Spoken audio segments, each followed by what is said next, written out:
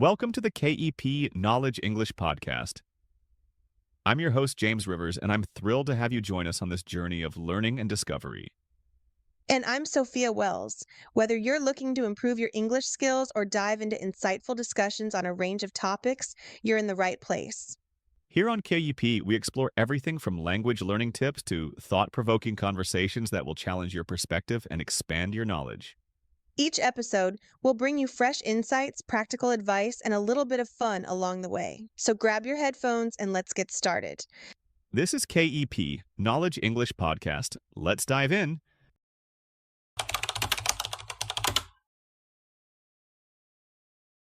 Hey, what's going on, everybody? Welcome back. I'm James, and of course, joining me today is my ever-energetic co-host, Sophia. Sophia, how you feeling today? Hey, James. Feeling great, but it did take me 2 cups of coffee this morning to actually become functional. Honestly, I envy my phone sometimes. It just wakes up fully charged and ready to go every day. That's so relatable. You ever stop to think about that? Our phones literally recharge overnight. Just plug them in, and boom, full energy by morning. Meanwhile, most of us roll out of bed feeling like zombies, desperately searching for coffee or whatever it takes just to get moving. Well, you know what's funny? Just this morning, my phone alarm rang, and my first thought was, why can't I recharge like this thing? Plug me in at night and wake me up when I'm at 100%. That would be amazing. Right? It's funny, but seriously, why isn't our energy level as straightforward as charging a device? It's something I've been thinking about lately. Our phones are simple. They're low on battery, we plug them in, they're good to go. But for us humans, it's not that easy, is it? Not at all. And it's weird, right? Because you'd think we'd have figured this out by now. I mean, we can send people to the moon, we can stream movies instantly, but we still can't get consistent energy. Instead, we're usually guessing and experimenting with random things just to feel awake. Yeah, like that time I thought energy drinks would solve all my problems. Big mistake. Sure, they pumped me up for an hour or two, but the crash afterward? Brutal. Oh no! I totally remember when you went through that phase. You were bouncing around the office like a crazy pinball and then collapsing onto your desk by lunchtime. It was kind of hilarious, not gonna lie. Haha, thank you very much for reminding everyone, Sophia. But seriously, this got me thinking. Energy isn't something we can fix with a quick charge, drink, or snack. It's deeper. It's about our overall lifestyle, habits, and daily choices. Totally. It's fascinating when you put it like that. Real sustainable energy doesn't come from quick fixes or fancy gimmicks. It's about how we live our lives day after day. Great! And that's what we'll explore today. What real, meaningful energy is and how we can cultivate it genuinely in our daily lives. So stick around, everyone. It's gonna be good. Absolutely. Let's plug into some real life insights today. Stay tuned.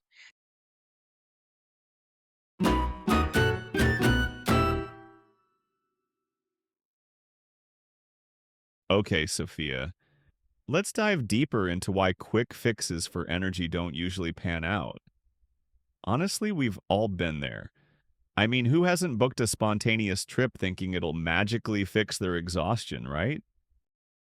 Oh my gosh, James. That reminds me of last year's infamous refreshing getaway. Remember when we impulsively booked that weekend in the mountains?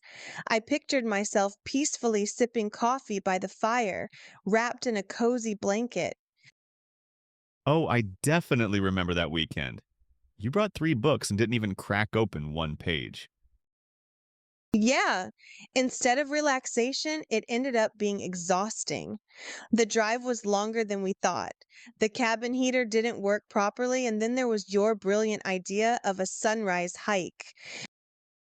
Hey, to be fair, it looked beautiful on Instagram.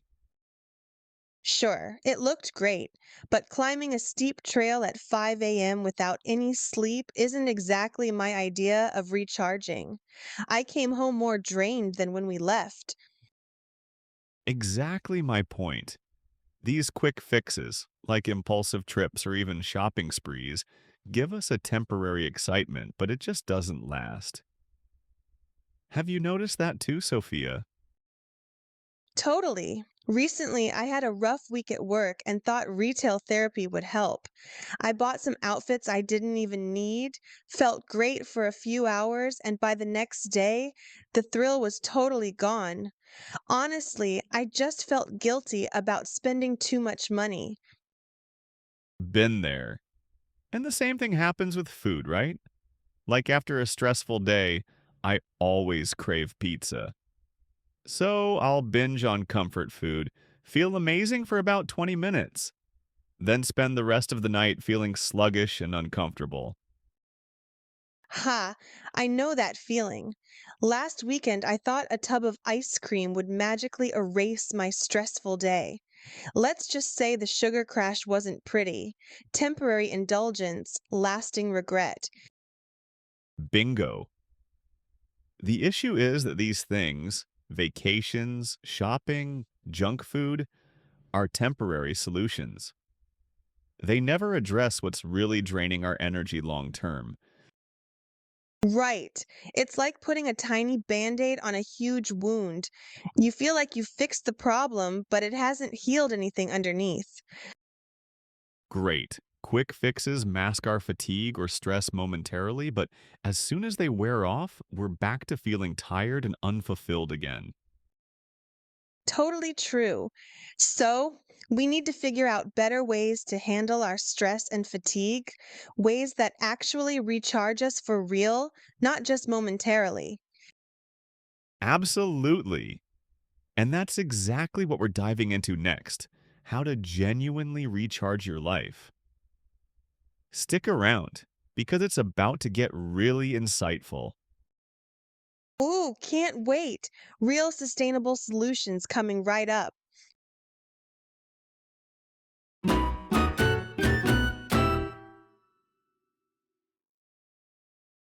All right, Sophia.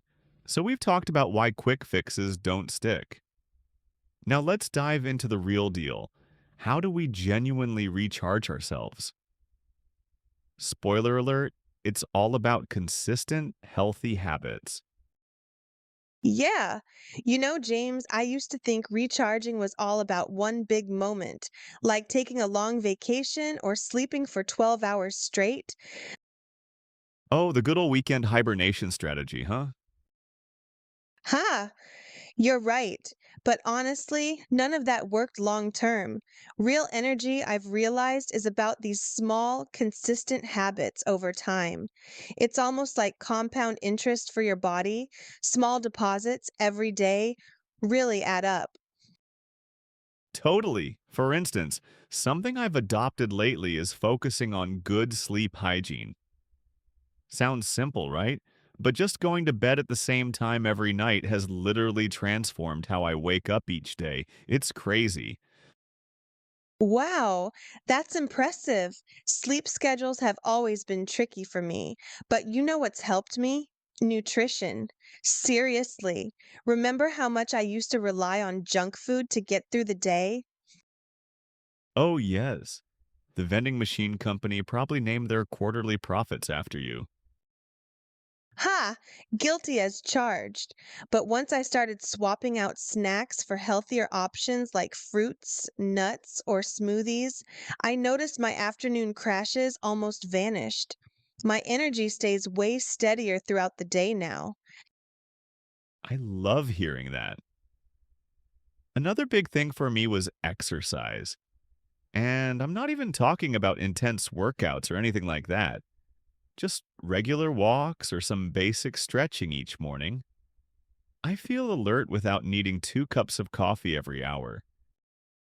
Yes, movement really does wonders. It sounds boringly basic, but the simple habit of walking outside each day makes such a difference. Fresh air and sunlight, game changers, seriously. Correct. People underestimate these simple actions, thinking energy needs to come from huge gestures. But the truth is, real energy comes from these steady, consistent lifestyle tweaks that we keep day after day. Absolutely. And can we talk mental habits too? I think the biggest game changer for me has been managing stress and negativity. Yes, that's huge. Avoiding negative news overload, limiting drama, or simply taking 5 minutes for mindfulness, it makes your mental battery last so much longer. Totally. I started journaling recently, and just writing down what's on my mind really clears up mental clutter. Less clutter means more mental energy for what really matters. There you go. Folks, that's the real magic. Steady, sustainable habits. Not glamorous, not flashy, but incredibly effective. That's so true. And coming up next, we'll explore even more ways to protect and boost your mental space. Trust me, you'll want to hear this.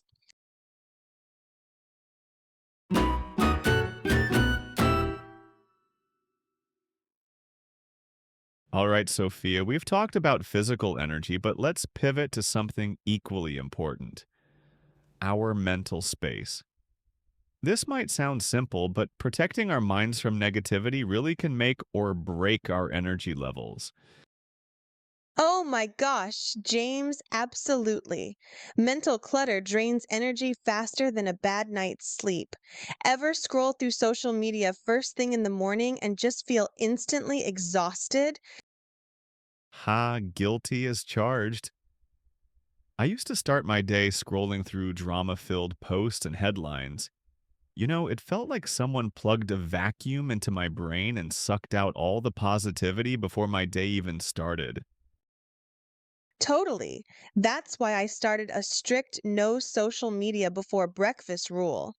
Seriously, it's made such a difference. Starting the day with positivity instead of comparing myself or absorbing bad news.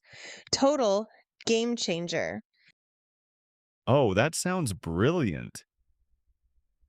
Something similar happened to me with news updates. I thought keeping up with every breaking story was important, but honestly, most of it just stressed me out. I was constantly anxious and distracted. Ugh, I hear you. It's like we need to manage our mental diet just like our food diet, right? Exactly right. Mental diet. Great way to put it. Instead of constantly ingesting negativity, we need to actively feed ourselves positivity and clarity. One simple thing I did was limit checking news to once or twice a day max, and only reputable sources. Smart move. I've also started setting boundaries around toxic conversations.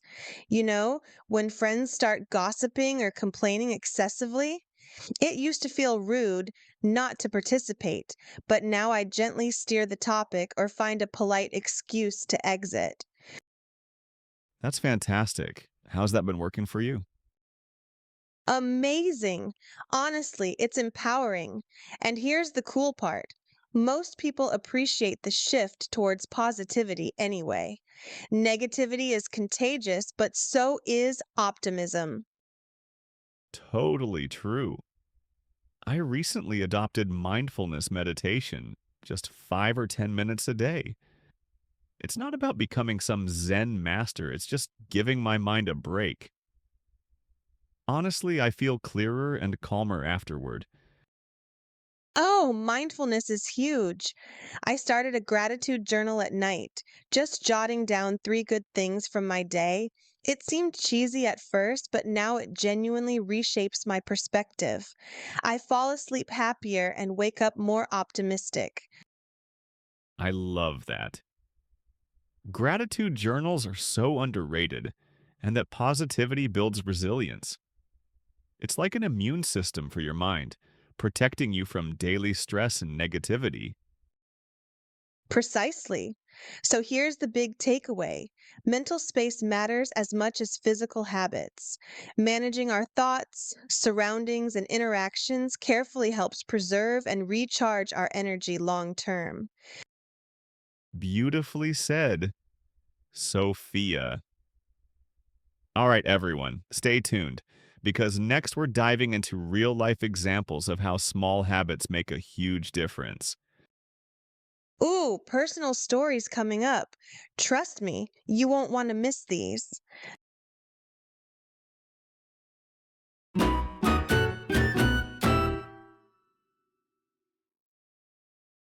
All right, folks, now that we've laid down the foundation, lifestyle, mindset, mental space, let's bring it all to life with some real world examples.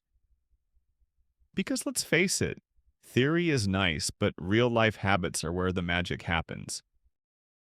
Ooh, yes, I love this part. Nothing like hearing how everyday routines can create huge changes. So, James, what's one small habit you've added that's really made a difference? Honestly, it's going to sound super simple, but I started making my bed every morning. That's it. No way. The classic Navy SEAL tip. What's the big deal about a made bed? Well, at first I thought it was silly, but over time it became a mini victory to start the day. It set the tone. Even if everything else went sideways, at least I started with one small win. And that actually built momentum. I love that. Wins don't have to be huge to matter. For me, it was switching from scrolling my phone at night to reading just 10 pages of a book. Fiction, nonfiction, doesn't matter. It calms my brain and helps me sleep better. That's a great one. I've also started meal prepping on Sundays. It takes maybe an hour or two, but during the week, no more, what should I eat? Panic. Less decision fatigue and my energy stays more stable because I'm not skipping meals or eating junk. Oh my gosh, I used to be the queen of skipping lunch. I'd just grab chips and coffee and pretend that counted as a meal. Spoiler alert, it doesn't. Haha, been there. Another small but mighty habit: drinking water first thing in the morning, before coffee, before anything. I keep a glass by my nightstand. It wakes me up more naturally and clears out that groggy morning fog. That's so good. I've also started stretching for 5 minutes when I get up. Nothing fancy, just a few easy moves to loosen up. But wow, my body feels way more alive during the day. These things might seem small, right? But they stack up. And more importantly, they're sustainable. That's the key. You don't need to change everything overnight. Just start somewhere. Absolutely. Don't underestimate the power of one tiny habit repeated every day. That's how transformation actually works. 100%. All right, folks, in our next and final section, we're going to pull it all together and give you some clear, practical takeaways you can start using today. Woohoo! Wrap up time. You're going to want to take notes for this next part. Let's do it.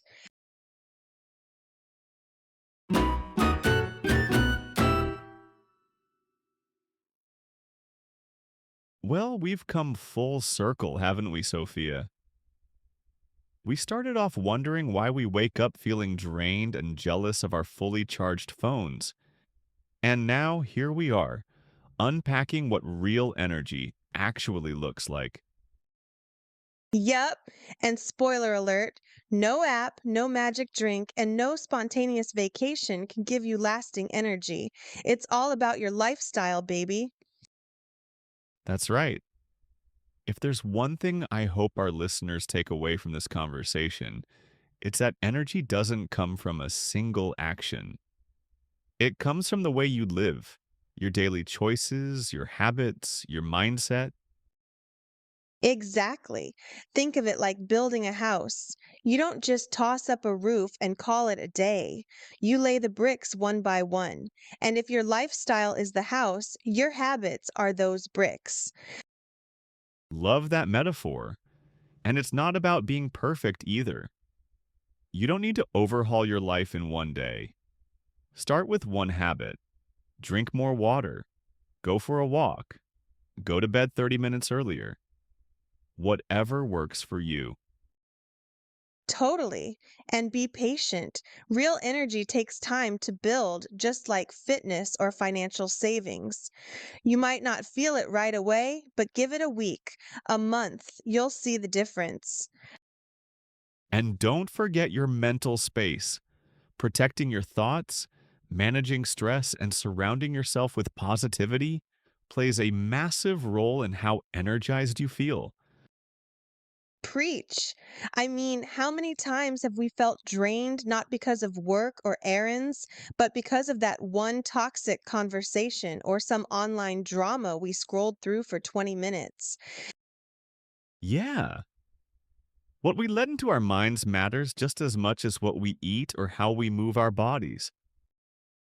So here's your simple takeaway, friends. Real, lasting energy is built through a lifestyle, not hacks, not gimmicks, just real habits, done consistently with intention. And the reward? Waking up not just awake, but actually excited for the day, feeling strong, clear headed, and genuinely happy. Who doesn't want that? So let this be your sign. Pick one habit today, just one. Stick with it and start building that energized life, one brick at a time. Couldn't have said it better. Thanks for hanging out with us today. We hope this episode lit a spark in you. Catch you next time. And until then, keep that battery full, people. Bye.